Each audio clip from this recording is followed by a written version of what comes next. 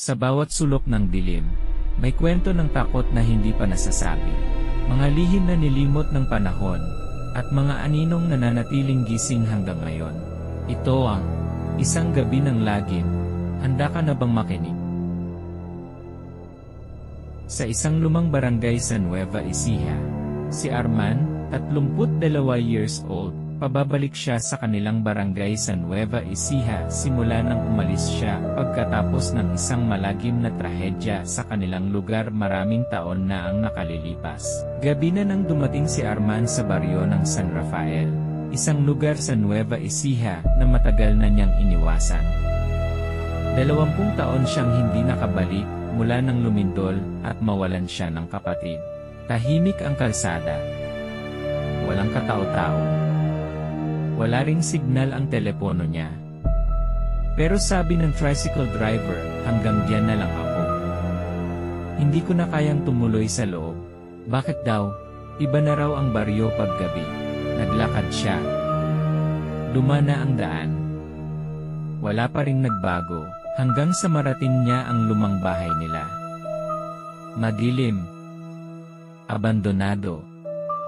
Bukas ang pinto. Parang hinihintay siya. Sa loob ng bahay, lahat ng gamit andun pa rin.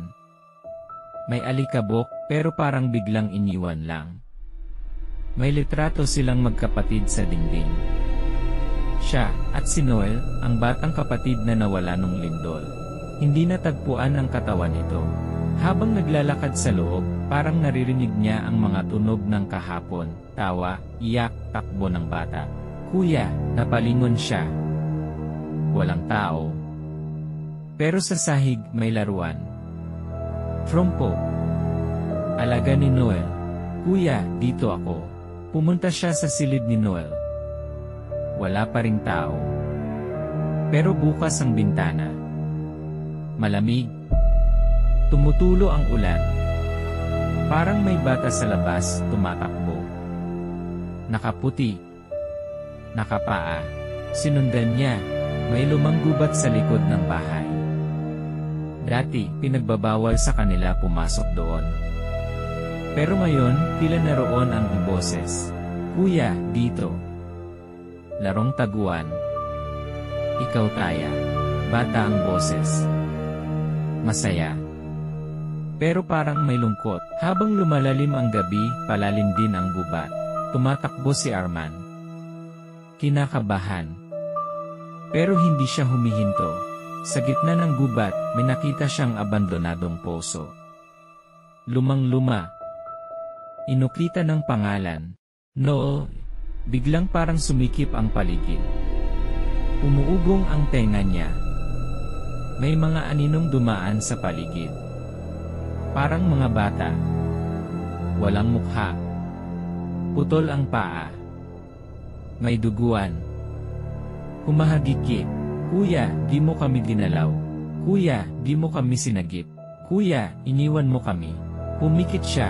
Ano bang nangyari noong gabi ng lindol? Biglang may dumampot sa balikat niya. Bumalik ang alaala. Gabi ng lindol. Naglalaro sila ni Noel. Biglang yumanig ang lupa. Tumakbo siya palabas.